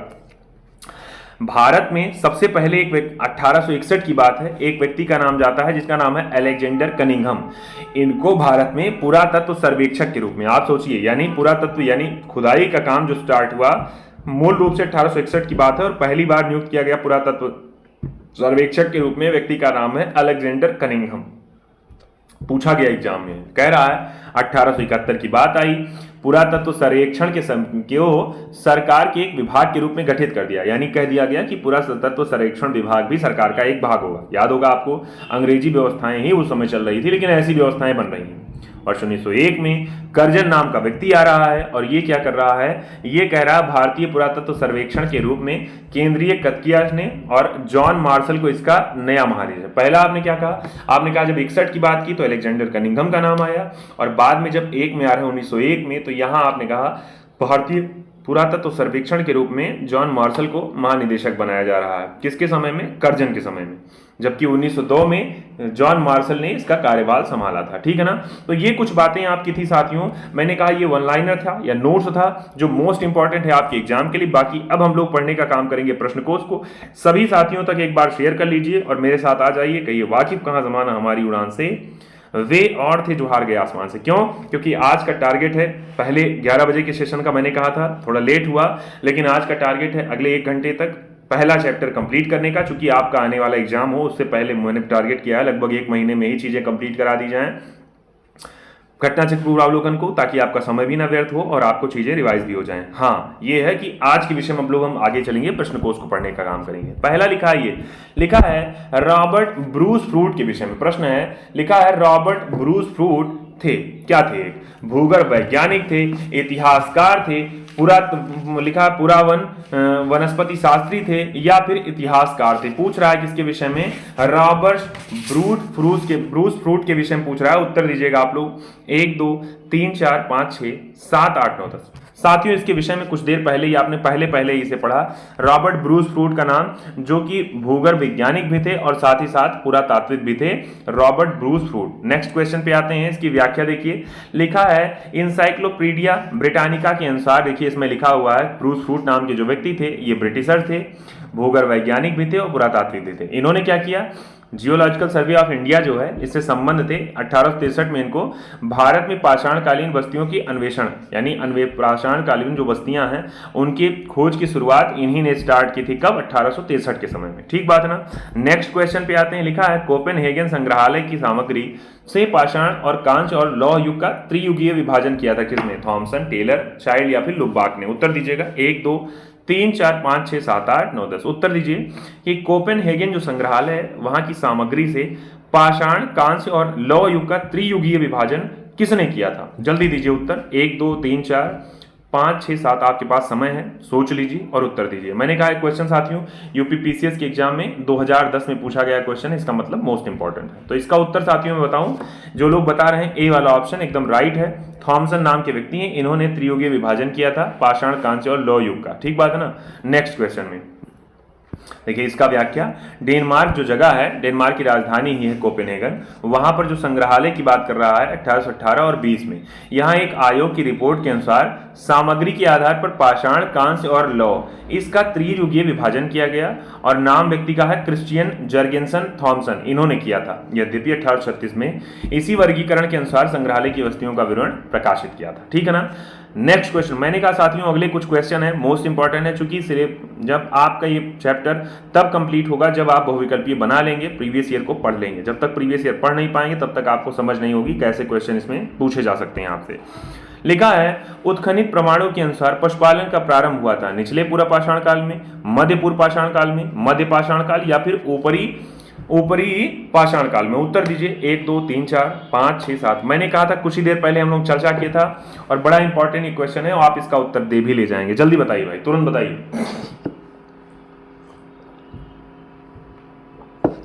बताइए इसका उत्तर साथियों, याद करिए। मैंने कहा था जब पाषाणकालीन सभ्यता थी तो उस समय मानव पूरी तरह से प्राकृतिक था, ना उसे कृषि का समझ था ना उसे पशुपालन का। लेकिन पशुपालन की बात मैंने पहली बार की थी मध्य पाषाण काल में। पीसीएस मेंस 2006 में पूछा गया क्वेश्चन है, तो आपके लिए मोस्ट इंपॉर्टेंट है क्वेश्चन और ये टॉपिक आपका मोस्ट इंपॉर्टेंट है। आईएएस में बहुत पूछा जाता है यहाँ से क्वेश्चन, तो इसका हो जाएगा डी वाला ऑप्शन सही। आते हैं इस पे, देखिए व्याख्या दी गई है। लिखा है मध्य का पाषाण काल जो हो रहा है इसी के अंतिम चरण में पशुपालन का साक्ष्य प्राप्त हो रहा है और पशुपालन का जो साक्ष्य मिल रहा है भारत की जो जगह है नर्मदापुरम यानी जो मध्य प्रदेश की जगह है वहां से, और बागोर यानी आदमगढ़ और बागोर, एक जगह ये मध्य प्रदेश की है, दूसरी जगह राजस्थान की, वहां से प्राप्त हुआ है। ठीक बात है ना। समझ में आया चीजें, लगातार बने रहिएगा। ठीक बात है ना। फायर वाला सिंबल भी आप लगा सकते हैं और हाँ नियमित बने रहिए, साथियों को शेयर करते रहिएगा। अगले पे आते हैं। लिखा है मध्य पाषाण कालीन प्रसंग में पशुपालन के प्रमाण कहां से मिले, जहां मिले हैं वह स्थान। अब देखिए यहां पूछ रहा है ये भी यूपी पीसीएस 2008 में पूछा गया क्वेश्चन है कि मध्य पाषाण काल जो हुआ उसमें पशुपालन के प्रमाण जहां से मिले वह स्थान कौन है? लंघनाज, आदमगढ़, वीर भानपुर या फिर चोपनी मांडो। मैंने कहा कुछ देर पहले हमने चर्चा किया, राजस्थान की एक जगह है, एक जगह जो मध्य प्रदेश की जगह है, तो इसका उत्तर क्या हो जाएगा? 1 2 3 4 5 6 7 8 9 10। मैंने कहा साथियों ये जो आपका आदमगढ़ नाम की जगह है ये संभवतः मुझे लगता है मध्य प्रदेश या राजस्थान की जगह है। आते हैं इस पे, देखिए इसकी व्याख्या पे यहीं पर आपको मिल गया, कहाँ गया भाई, ये देखिए लिखा हुआ है आदमगढ़ जो है नर्मदापुरम यानी मध्य प्रदेश की जगह, जबकि बागोर जो था ये राजस्थान की जगह था। यहां दोनों जगहों से पशुपालन का पहली बार साक्ष्य मिला मध्य पाषाण काल के अंतिम युग में। अंतिम युग का अगले पे आते हैं, लिखा है निम्नलिखित में से किस स्थल से हड्डी के उपकरण प्राप्त हुए? 2010 पीसीएस का क्वेश्चन है, ये भी पूछा गया क्वेश्चन है, तो आपके लिए मोस्ट इंपॉर्टेंट हो सकता है। यहाँ 2010 पीसीएस में पूछा गया क्वेश्चन है कि हड्डी के उपकरण कहाँ से प्राप्त हुए हैं? चोपनी मांडो से, महदहा से, काकोरिया से या फिर सराय नाहर से? उत्तर दीजिए। 1 2 3 4 5 6 7 8 9 10। क्या कह रहा है? हड्डी से बने हुए उपकरण कहाँ से प्राप्त हुए? जल्दी उत्तर दीजिएगा भाई, सोच लीजिए, सोचिए क्या हो जाएगा इसका उत्तर। चलिए इसके उत्तर पे आते हैं साथियों, तो इसका ऑप्शन होना चाहिए, मैंने कुछ देर पहले जब चर्चा की थी तो हम लोगों ने समझा था, इसका जो ऑप्शन सी वाला हुआ और ऑप्शन डी वाला, यानी महदहा जो जगह हुई और दूसरी जगह कौन सी है? सराय नाहर। यही दोनों जगह से पहली बार हड्डी के साक्ष्य मिले हैं। देखिए यहाँ व्याख्या में मध्य पाषाण कालीन जो जगह है महदहा उत्तर प्रदेश के प्रतापगढ़ की जगह है, यहाँ से बड़ी मात्रा में हड्डी और सींग निर्मित उपकरण प्राप्त हुए हैं। GR शर्मा नाम के व्यक्ति हैं, महदहा को 3 क्षेत्रों का उल्लेख कर रहे हैं, झील क्षेत्र, बूचड़खाना और संकुल क्षेत्र एवं कब्रिस्तान निवास क्षेत्र में बांटा था। बूचड़खाना संकुल क्षेत्र से हड्डी और सींग निर्मित उपकरण प्राप्त हुए हैं। सराय नाहर राय में भी अल्प मात्रा में हड्डी के उपकरण प्राप्त हुए हैं। ठीक बात है ना? तो ये दोनों जगहें आपके लिए इंपॉर्टेंट हो गई कि महदहा से भी हड्डी के उपकरण प्राप्त हुए और सराय नाहर। आपका काम क्या है घटना चक्र पूरा होकर? आपका काम यह है कि प्रीवियस ईयर में कैसे क्वेश्चन पूछे गए हैं। मैंने कहा पीसीएस मेंस का क्वेश्चन है, इंपॉर्टेंट है इसका मतलब आपके एग्जाम के लिए, तो इस वजह से आप इसको ध्यान में रखते रहिए। नेक्स्ट क्वेश्चन पे आते हैं, लिखा हड्डी से निर्मित उपकरण भारत में मध्य पाषाण काल युग में संदर्भ में प्राप्त हुए सराय नाहर, महदहा, लेखिया या फिर चोपनी मांडो से। आरो यारो, देखिए आरो यारो के एग्जाम में भी मेंस में पूछ लिया गया क्वेश्चन, ये 2013 में आपके लिए मोस्ट इंपॉर्टेंट है। इसका उत्तर क्या हो जाएगा? अभी इसके पहले वाला ही, अगर मध्य पाषाण काल की बात करेंगे तो यहाँ आपने कहा पशुपालन भी मिला था, यहाँ आपने हड्डी से निर्मित उपकरण, और 2 जगह महदहा और सराय नाहर। ठीक बात है ना? महदहा और सराय नाहर। जबकि पशुपालन का जब साक्ष्य आपने पढ़ा था तो आपने कहा था जो स्थान था आदमगढ़, और दूसरी जगह आपने आदमगढ़ और एक जगह और थी बगाड़ करके राजस्थान की, वहां से। नेक्स्ट क्वेश्चन पे लिखा है निम्नलिखित मध्य पाषाण कालीन स्थलों को भौगोलिक दृष्टि से पश्चिम से पूर्व की ओर प्रस्तुत करिए। पैसरा, लेखैया, वीरभानपुर या फिर महदहा? इसका उत्तर आपको देना है। बताइए भाई, इसका क्रम व्यवस्थित करिए पश्चिम से पूर्व की ओर, यानी मानचित्र सोचिए, जगह के आधार पर सोचिए और तब बताइए क्या हो जाएगा इसका उत्तर।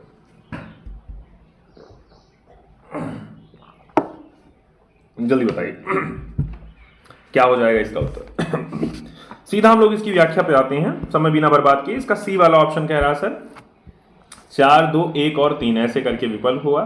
4 2 यानी कि महदहा, 2 पे लेखैया, फिर 3 पे वीरभानपुर और 1 पे पैसरा। यहां देखिए जो भौगोलिक दृष्टि है यानी मानचित्र की बात कर रहा है, उसके आधार पर पूर्व से क्रम अगर देखा जाएगा मध्य पाषाण कालीन स्थल का, तो भाई प्रतापगढ़ मिलेगा आपको, महदहा उत्तर प्रदेश की जगह। उसके बाद मिर्जापुर में आएंगे तो मिर्जापुर लेखैया मिल जाएगा आपको, वहां की जगह। बिहार की जगह है पैसरा, ये मिल जाएगा।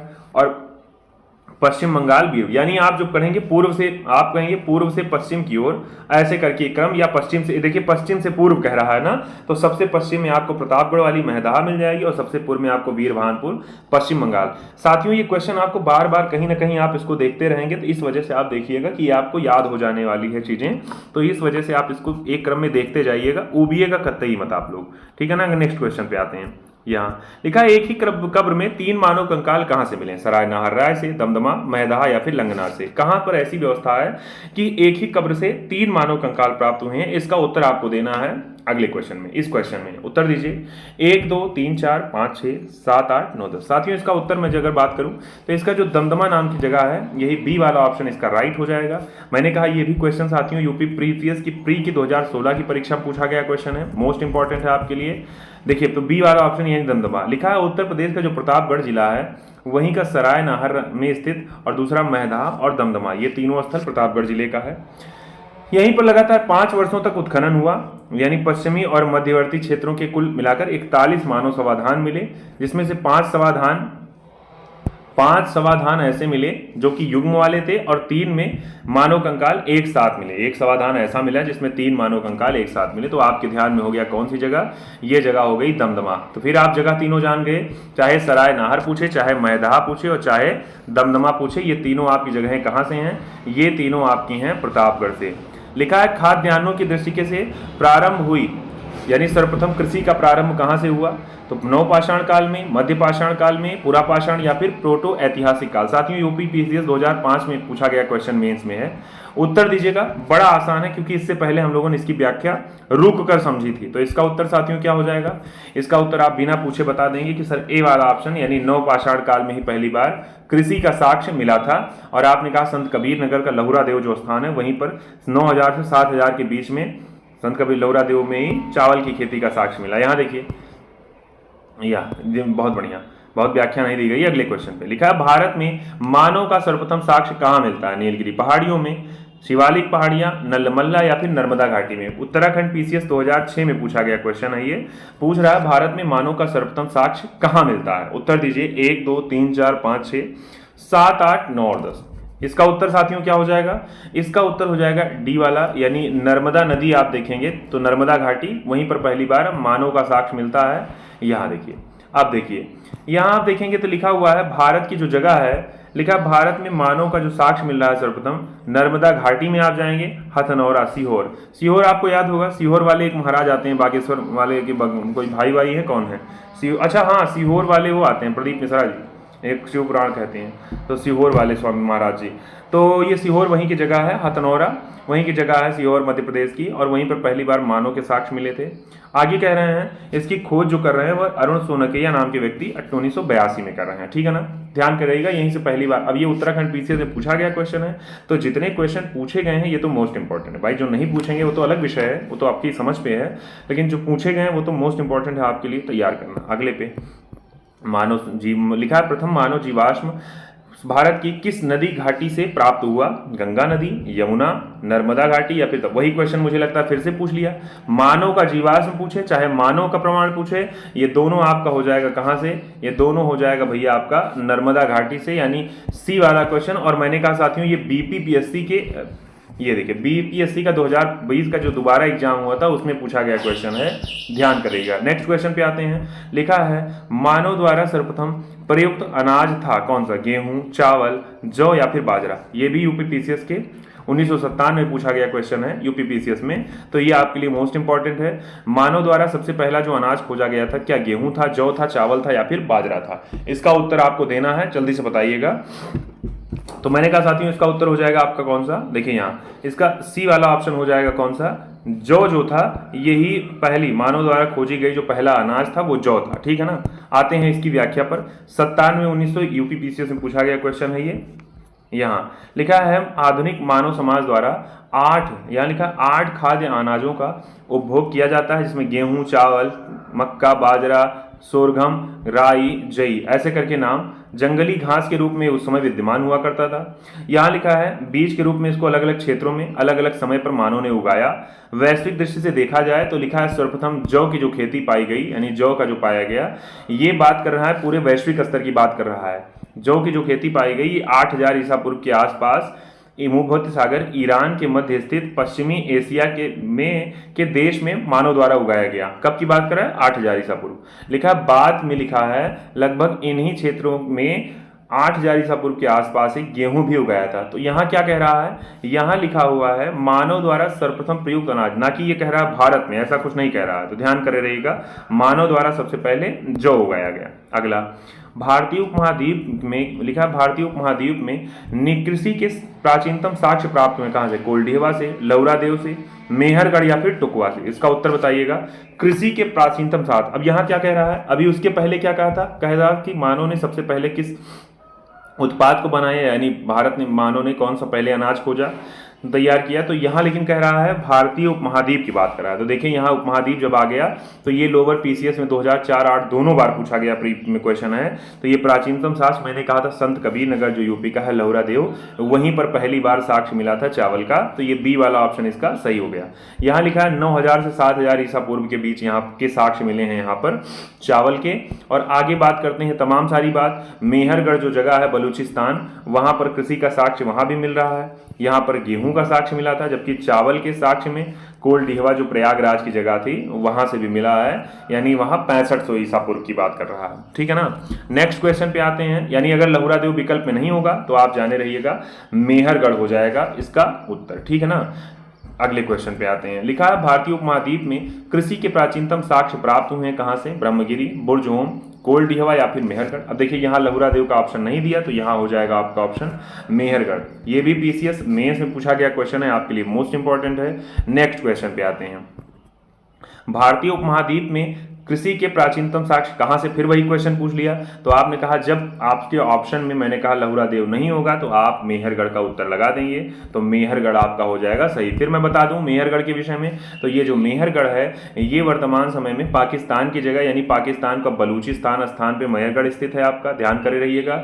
जबकि कोलडिहवा जो है ये प्रयागराज की जगह है। ठीक है ना। यहाँ ये 7000 और ये 6500। मैंने कहा अगर लहुरा देव ना हो तो मेहरगढ़, मेहरगढ़ ना हो तो कोलडिहवा। अगले पे आते हैं। लिखा हुआ है फिर वही क्वेश्चन, यहाँ आइए नेक्स्ट क्वेश्चन पे। बहुत बढ़िया भाई, बहुत अच्छा हम लोगों का चल रहा है। कुछ क्वेश्चन और बचे हैं। लिखा है नवपाषाण कालीन युग में भारतीय उपमहाद्वीप के उत्तर पश्चिमी क्षेत्र में निम्नलिखित में से किस स्थान पर कृषि के अभ्युदय के प्रारंभ हुए हैं? मुंडीघाट, दम्बसाधक, मेहरगढ़, बालाकोट या फिर अमरी। 16 नंबर प्रश्न है, इसका उत्तर दीजिएगा आप लोग। 1 2 3 4 5 6 7 8 9 10। ठीक बात है ना।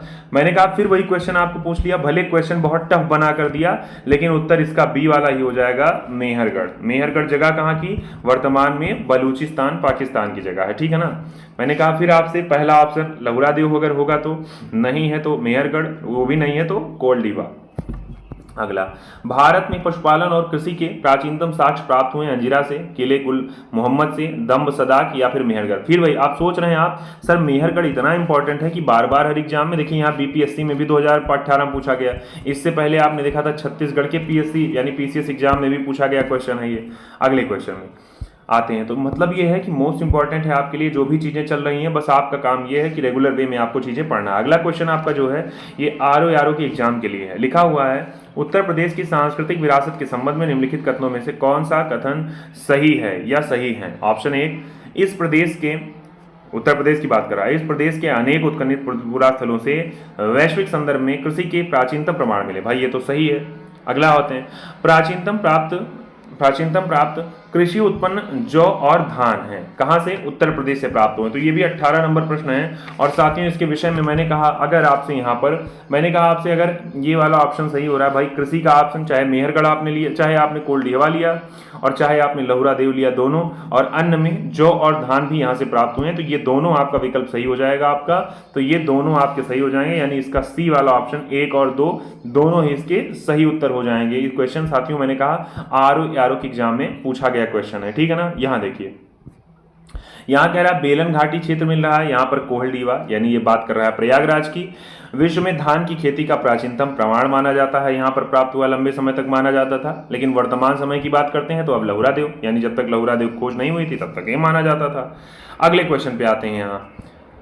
यहाँ लिखा हुआ है, ये लिखा हुआ है यहाँ पर अन्य प्राचीनतम कृषि अन्न अगर देखा जाए गेहूं और जौ और धान की बात करता है तो इसका साक्ष्य मेहगढ़ा और धान के साथ कोलडिहवा से। ठीक बात है ना। तो ये दोनों भी आपका इंपॉर्टेंट हो गया इस क्वेश्चन से। नेक्स्ट क्वेश्चन पे आते हैं। मुझे लगता है ये लगभग लास्ट क्वेश्चन में ही होगा, कुछ क्वेश्चन और बचे हैं। लिखा उस स्थल का नाम बताइए जहां से प्राचीनतम अस्थायी जीवन के प्रमाण मिले हैं। धौलावीरा, किले गुल मोहम्मद, कालीबंगा या फिर मेहरगढ़। पूछ रहा है प्राचीनतम अस्थायी जीवन, यानी अस्थायी जीवन का अर्थ हो गया यानी कि कृषि होगा तो अस्थायी जीवन होगा, तो यानी मेहरगढ़। ये भी यूपी पीसीएस के मेंस में पूछा गया क्वेश्चन है। नेक्स्ट क्वेश्चन पे आते हैं। देखिए यही बलूचिस्तान का स्थान है मेहरगढ़, बार बार कह रहा है तो ध्यान करे रहिएगा इसके विषय में। ठीक है ना। चलिए अगले पे आते हैं। लिखा है निम्नलिखित में से किन स्थानों में मध्य पाषाण काल में पशुपालन के प्रमाण मिले हैं। तो लिखा है बोरी, लखनिया, बागोर, औंधे। मध्य पाषाणकालीन स्थल की बात कर रहा है जहां पर पशुपालन का मिला था आपको। मैंने कहा था, तो आपको 2-3 नाम बताया था। एक तो स्थान आपका मध्य प्रदेश का स्थान था और दूसरा आपका राजस्थान का था। तो देखिए नाम देख के आपको लग रहा है जो बागोर नाम की जगह है ये राजस्थान की, वहीं पर ये मध्य पाषाण कालीन में पशुपालन का साक्ष्य मिला था। नेक्स्ट क्वेश्चन पे आए साथियों। तो नेक्स्ट क्वेश्चन यहां है, एक सेकेंड भाई, लगातार बने रहिए मेरे साथ आप लोग। ये देखिए नेक्स्ट क्वेश्चन, देखिए अस्थायी जीवन की बात करें तो इसका मतलब कृषि की बात कर रहा है।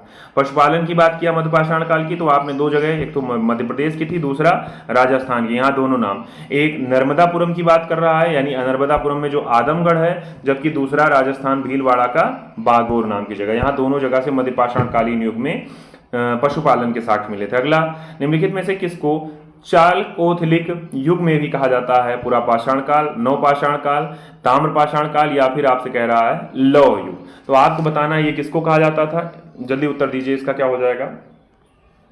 चालकोलिथिक काल। तो साथियों चालकोलिथिक काल कहा जाता था, इसको उत्तर सी वाला ऑप्शन, यानी जो ताम्र पाषाण कालीन युग है इसी को चालकोलिथिक काल भी कहा जाता है। अब देखिए ताम्र पाषाण काल बहुत रटे हैं आप लोग, एक आपको उपनाम मिल रहा है, ये भी ध्यान कर रहिएगा। मैंने कहा साथियों ये बीपीपीएससी के एग्जाम 2000 में पूछा गया क्वेश्चन है, तो इंपॉर्टेंट है आपके लिए।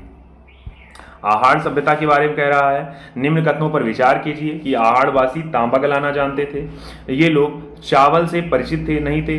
अगला लिखा है कि धातु का काम आहाड़वासियों की व्यवस्था का एक साधन था। यहाँ से काले और लाल रंग के मृदभाण मिले हैं जिन पर सामान्यतः सफेद रंग से ज्यामितीय आकृतियां उकेरी गई हैं। ये कई ऑप्शन है, सीधा हम लोग व्याख्या पर आएंगे बिना समय बर्बाद किए। तो इसका ए वाला ऑप्शन सही कह रहा है कि इसका विकल्प 1, 2 और 1, 3 और 4 सही होगा। यानी आहार संस्कृति सभ्यता वाले जो व्यक्ति थे वो तांबा को गलाना जानते थे, अर्थव्यवस्था का एक साधन धातु का काम था, और काले और लाल रंग के मृदभाण जो प्राप्त हुए सामान्यतः ज्यामितीय आकार जो है, ये सारी बातें आपको मिल रही है आहार सभ्यता से। नेक्स्ट क्वेश्चन पे आए साथियों, कुछ ही क्वेश्चन और है अपने साथ। नेक्स्ट क्वेश्चन यहां लिखा हुआ है ये व्याख्या हम लोग पढ़ें। लिखा है आहाड़ दक्षिण पूर्वी राजस्थान में स्थित एक प्रकार का ताम्र पाषाण कालीन सभ्यता थी, संस्कृति थी है। यहाँ की विषय में कह रहा है मूलतः कृषक और पशुपालक थे यहाँ के लोग, गेहूं जौ और चावल से परिचित थे। इसका अन्य नाम ताम्रवती यानी तांबे वाला स्थान भी था। यानी इससे पता चलता है कि यहाँ तांबा बहुत मात्रा में पाया जाता था। यहाँ निवासी जो थे तांबे को मनचाही यानी गलाकर मनचाही वस्तुएं बना लेते थे। धातु का काम इन लोगों का अर्थव्यवस्था का प्रमुख साधन था। भाई जाहिर सी बात, तांबा सबसे ज्यादा पाया जाता है तो धातु का काम ये लोग बढ़िया करेंगे। काले और लाल रंग के यहाँ मृदभाण प्राप्त हो रहे हैं, सफेद रंग के ज्यामितीय आकृतियां इस पर उकेरी गई हैं। भाई काला है तो काले पे सफेद। नेक्स्ट क्वेश्चन पे आते हैं। लिखा हुआ है एक पूरा स्थल ऐसा है पाषाणकालीन संस्कृति से लेकर हड़प्पा सभ्यता तक के सांस्कृतिक अवशेष जहां से प्राप्त हुए, आमरी, कोटदीजी, मेहरगढ़ या फिर कालीबंगा। मैंने कहा साथियों ये भी क्वेश्चन यूपी पीसीएस के एग्जाम में 2008 में पूछा गया है, तो आपके लिए मोस्ट इंपॉर्टेंट है। इसका उत्तर आपको बताना है 23 नंबर प्रश्न का कि इसका उत्तर क्या हो जाएगा। तो आपसे कह रहा है कोई ऐसा स्थल जहां पाषाण कालीन से लेकर के हड़प्पा कालीन तक के स्थल मिले हैं। आपको नाम यहाँ एक मिल रहा है जिसका नाम है मेहरगढ़। मैंने कहा पाकिस्तान के बलूचिस्तान वाला स्थान, बी वाला हो जाएगा इसका उत्तर सही। मैंने कहा पीसीएस के 2008 में पूछा गया क्वेश्चन है ये प्रीम। यहाँ लिखा है बलूचिस्तान, वही जगह बलूचिस्तान की जगह है ये आपकी मेहरगढ़। यहाँ पर पाषाण से हड़प्पा तक के स्थल। नवदा टोली का नाम कह रहा है। लिखा है किसने उत्खनित किया था? वाजपेयी, वांकगढ़ या फिर सांकलिया या फिर मार्टिमर वेलर ने। पूछ रहा है किसने नवदा टोली की खोज की थी। तो नवदा टोली की खोज के विषय में आप पढ़ेंगे तो एक व्यक्ति का नाम मिलेगा, इनका नाम है HD सांकलिया। इन्होंने नवदा टोली की खोज की थी। अगले क्वेश्चन पे आते हैं साथियों। नवदा टोली के विषय में कह रहा है नवदा टोली मध्य प्रदेश का उत्खनन डेक्कन कॉलेज पूना के प्रोफेसर HG सांकलिया ने कराया था। महाद्वीप का सबसे विस्तृत उत्खनित ताम्र पाषाण कालीन स्थल है। इसकी तिथि बात करते हैं तो 1500 से 1300 के मध्य निर्धारित है इस स्थल की, ठीक है ना। तो नवदा टोली जाने रहिएगा कहाँ का स्थल है, तो ये मध्य प्रदेश का। उत्खनन कराया है यहाँ पर HD सांकलिया जो पूना के प्रोफेसर थे इनके द्वारा, ठीक है ना। अगला, नवदा टोली किस राज्य में है, तो फिर पूछ लिया गया क्वेश्चन वही। आपने कह दिया सर ये मध्य प्रदेश में है।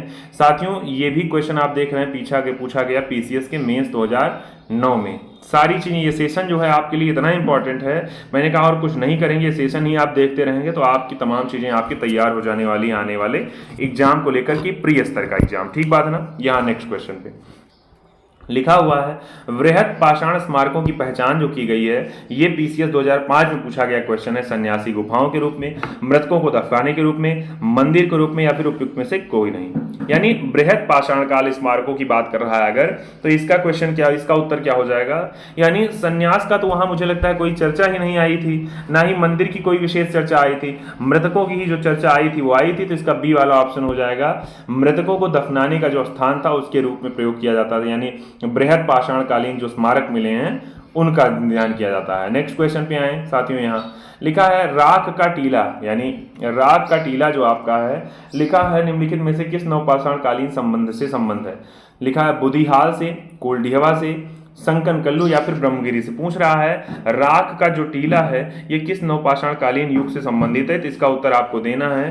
क्या हो जाएगा साथियों, तो इसका उत्तर पे आते हैं। देखिए इसमें दिख रहा है इसका ऑप्शन, इसका यूपी पीसीएस 2009 में पूछा गया क्वेश्चन है। ये संकन कल्लू नाम का जो जगह है, इसका बी वाला ऑप्शन सही हो जाएगा। यही राख का टीला जो है नवपाषाण कालीन स्थल, यहीं से संबंधित है संकन कुल्लू। मैंने कहा कर्नाटक की जगह है मैसूर, और मैसूर के पास बेल्लारी जो जगह है जनपद, वहीं पर संकन कुल्लू नाम का स्थान है, और यही नवपाषाण कालीन स्थल, यहीं पे राखी के टीले प्राप्त हुए हैं यहाँ से। ठीक बात है ना। तो आपके ध्यान में अगर संकन कुल्लू आवे तो आप जोड़ ले जाइएगा, कर्नाटक की जगह है वर्तमान में, ठीक है ना। यहीं पर राख के टीले प्राप्त हुए थे। अगला भीमबेटका नाम की गुफा के विषय में पूछ रहा है। भीमबेटका किसके लिए प्रसिद्ध है? गुफाओं के शैलचित्र के लिए, खनिज के लिए, बौद्ध प्रतिमाओं के लिए, या फिर सोन नदी का उपागम स्थल के लिए।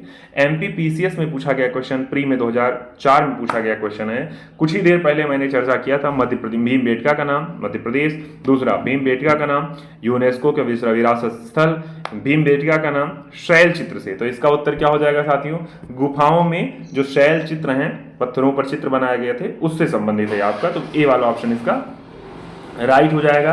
तो ये कह रहा है अब्दुल्लागंज जो मध्य प्रदेश की रायसेन की जगह है, वहीं पर एक प्रकार का यह स्थल है। गुफाओं के विषय में कह रहा है, यहाँ पर लिखा हुआ है हाथी, हिरण और सांभर जैसे चित्र आपको पेंटिंग में मिले हैं, और लिखा है 700 शिलाश्रय की खोज की जा सकी है, जिसमें 500 में चित्र पाए गए हैं। ठीक है ना। किसकी? भीमबेटका की बात कर रहा है, जो कि मध्य प्रदेश की जगह है। लिखा है निम्न में से कौन सा स्थल प्रागैतिहासिक चित्रकला के लिए प्रसिद्ध है? तो आप जान गए इसका उत्तर, ये भी उत्तराखंड और यूपी पीसीएस में पूछा गया क्वेश्चन है।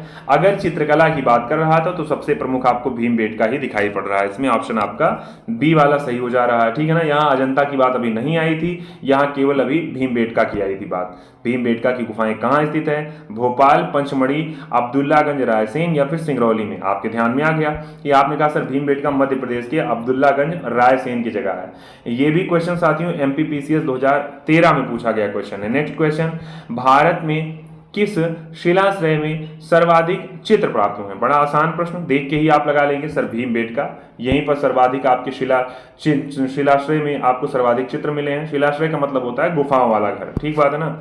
नेक्स्ट क्वेश्चन पे आते हैं। यहाँ लिखा हुआ है भारतीय पुरातत्ववेत्ता, लिखा हुआ है भारतीय पुरातत्ववेत्ता ने पहली बार भीमबेटका को देखा और उसके शैल चित्रों के प्रागैतिहासिक महत्व को खोजा। माधव स्वरूप वस्त्र, वाकड़कर, एचडी सांकलिया या फिर वीएन मिश्रा। पूछ रहा है कौन ऐसे व्यक्ति हैं जिन्होंने भीमबेटका को पहली बार देखा था? तो इसका उत्तर साथियों क्या हो जाएगा? इसका उत्तर एक व्यक्ति का नाम, जिनका नाम था एचडी सांकलिया। यही पीसीएस प्री 2020 में पूछा गया क्वेश्चन है। तो इसका बी वाला ऑप्शन, यानी भीमबेटका जब जानिएगा तो जोड़े रहिएगा मध्य प्रदेश, अब्दुल्लागंज, दूसरा खोज करवाने व्यक्ति एचडी सांकलिया नाम के व्यक्ति हैं। ठीक है ना। शैल चित्र का प्रमाण। चलिए 1957 के विषय में कह रहा है इसकी खोज ऐसी वी वाकड़कर नाम के व्यक्ति हैं, उनके द्वारा कराई जा रही है। एक सेकंड भाई, मैंने गड़बड़ कर दिया क्या? हाँ ठीक, इसको सही कर लीजिएगा। इसका सी वाला ऑप्शन हो जाएगा, यानी वीएस वाकड़कर का नाम। ये यूपी पीसीएस प्री के 2020 में पूछा गया क्वेश्चन है कि भीमबेटका की खोज कर रहे हैं वीएस वाकड़कर। किस वर्ष में? तो 1997, यानी आजादी के बाद की बात है, इसकी खोज हो रही है। नेक्स्ट क्वेश्चन, भीमबेटका को किसने खोज करवाया? तो नाम फिर से आपको मिल गया, इनका नाम है विष्णुधर वाकड़कर। यही 1957 में खोज कर रहे हैं किसका? भीमबेटका नाम की गुफा का, जिसपे शैल चित्र प्राप्त हुए हैं। अगला विष्णु श्रीधर वाकड़कर नाम का व्यक्ति नाम इनको है, तो ध्यान कर रहिएगा। अगला लिखा गैरिक मृदभाण ओसीपी का नामकरण हुआ था अहिच्छत्र में, हस्तिनापुर में, नोह में या फिर लाल किला में। उत्तर दीजिएगा, आपका 34 नंबर प्रश्न है। तो इसका क्या हो जाएगा इसका उत्तर? इसका उत्तर मैं देखता हूं, इसका ए वाला ऑप्शन दिया है साथियों, तो इसका उत्तर हो जाएगा हस्तिनापुर। यहीं पर गैरिक मृदभाण पात्र प्राप्त हुए हैं। ठीक है ना। आते हैं व्याख्या पे। लिखा गंगा यमुना का जो दुआब संस्कृति है परंपरा, वही संभवतः संस्कृति के साथ शुरू हुई है व्यवस्था, जिसे अपने अत्यंत विशिष्ट मृदभांड के नमूने के कारण गैरिक मृदभांड कहा गया। इस मृदभांड परंपरा के पात्र सर्वप्रथम हस्तिनापुर की खुदाई के दौरान प्रकाश में आए। वर्ष 1950-52 के दौरान हस्तिनापुर नामक पुरास्थल की खुदाई जो हो रही है बीबी लाल के निर्देशन में, ध्यान कर रहिएगा, हस्तिनापुर पुरास्थल की खोज किसके समय में, तो बीबी लाल, याद होगा बीबी लाल, बी के थापर दो नाम, तो बीबी लाल का नाम यहां पर आ रहा है, ठीक है ना। हस्तिनापुर से मृदभांड की बात कर रहा है। ताम्रराष्ट्र, लिखा ताम्रराष्ट्र काल में महाराष्ट्र के लोग मृतकों को घर के फर्श के किस तरह से, याद होगा आपको, मैंने कहा था उत्तर भारत आप देखेंगे तो वहां पर उत्तर दक्षिण, जबकि दक्षिण भारत पढ़ेंगे तो वहां पर पूर्व पश्चिम की व्यवस्था थी। तो इसका उत्तर क्या हो जाएगा साथियों, इसका हो जाएगा पूर्व से पश्चिम की ओर, तो इसका ए वाला ऑप्शन। एक सेकेंड भाई, एक सेकेंड। अच्छा, यहां पर महाराष्ट्र को भी माना जाता था इसलिए, तो महाराष्ट्र में भी आपका उत्तर से दक्षिण की व्यवस्था थी, जबकि दक्षिण भारत का मतलब मान लिया गया है केरल और बात करेंगे तमिलनाडु आदि क्षेत्र को माना गया था, ठीक बात है ना। नेक्स्ट क्वेश्चन पे साथियों आते हैं, लगातार बने रहिए। यहाँ नेक्स्ट क्वेश्चन आपका यहाँ दिया गया है, कुछ ही क्वेश्चन और हैं अपने साथ। यहाँ लिखा हुआ है यहाँ पर कि निम्नलिखित में से किस स्थल से मानव कंकाल के साथ कुत्ते का कंकाल भी शवाधान के रूप में प्राप्त हुआ है, तो 36 नंबर प्रश्न है। इसका उत्तर हो जाएगा साथियों एक जगह जिसका नाम है बुर्ज होम। मैंने कहा था बुर्ज होम जो जगह है ये जम्मू एंड कश्मीर की जगह थी, जहां पर गर्तावास का प्रमाण मिला, जहां पर कंकाल के साथ कुत्ते का यानी मानव के साथ कुत्ते को भी दफनाए जाने का प्रमाण पहली बार मिला था, ध्यान करे रहिएगा। देखिए वही व्याख्या यहां पर ली गई है। नेक्स्ट क्वेश्चन लिखा 1937 में किस स्थान पर मानव के साथ कुत्ते को दफनाए जाने का प्रमाण मिला है, तो बुर्ज होम, कोल्डिहवा, चोपानी मांडो या फिर मांडो। तो इसका उत्तर हो जाएगा फिर आपका उत्तर यही बुर्ज होम नाम की जगह जहां से पहली बार गर्तावास का भी प्रमाण मिला था, तो ये आपका उत्तर हो जाएगा बुर्ज home, right option. Next question पे आते हैं। लिखा है गर्तावास के साक्ष्य प्राप्त हुए बुर्ज होम, कोल्डिहवा, ब्रह्मगिरी या फिर संगनकुल्लू। फिर लगा ले जाएंगे आप कि सर बुर्ज होम से ही गर्तावास का प्रमाण मिला है, ठीक बात है ना। नेक्स्ट क्वेश्चन पे आते हैं। यहाँ निम्नलिखित पर विचार करना है आपको, कह रहा है बुर्ज होम, चंद्रकेतुगढ़ और गढ़ेश्वर। बुर्ज होम शैलकृत देव मंदिर, टेराकोटा कला या ताम्र कलाकृतियां। तो पूछ रहा है आपसे इस पर विचार करना है और कौन सा सुमेलित है, कौन सा सुमेलित है, यही पूछ रहा है। सही कौन सा सुमेलित है, 39 नंबर प्रश्न है, इसका उत्तर आपको देना है। इसकी व्याख्या पर साथियों आ जाते हैं। इसका उत्तर दे दिया गया है साथियों, इसका उत्तर दे दिया गया है डी वाला ऑप्शन, यानी 2 और 3 को सही मानता है। व्याख्या पर आते हैं। लिखा है सर बुर्ज होम नाम का जो जगह है ये नवपाषाण कालीन स्थल था, जम्मू और कश्मीर नाम के स्थान पर था। लिखा है इसकी खोज 1935 में डी टेरा और पीटरसन ने की। ध्यान करिएगा, बड़ा मोस्ट इंपॉर्टेंट स्थल है बुर्ज होम। अच्छा, अगले पे बात करते हैं। यहां से गर्तावास की साक्ष्य मिले, जबकि चंद्रकेतुगढ़ जो स्थान है ये पश्चिम बंगाल का स्थान है। कुछ देर पहले हम लोगों ने इसकी चर्चा की थी जब कह रहा था पश्चिम से पूर्व की ओर व्यवस्थित करने का जो क्वेश्चन दिया गया था, तो उसमें हमने पढ़ा था। बात करते हैं यहाँ पर। लिखा है ये भी ऐतिहासिक पुरातात्विक स्थल था, पुरास्थल था जो विद्याधरी नदी के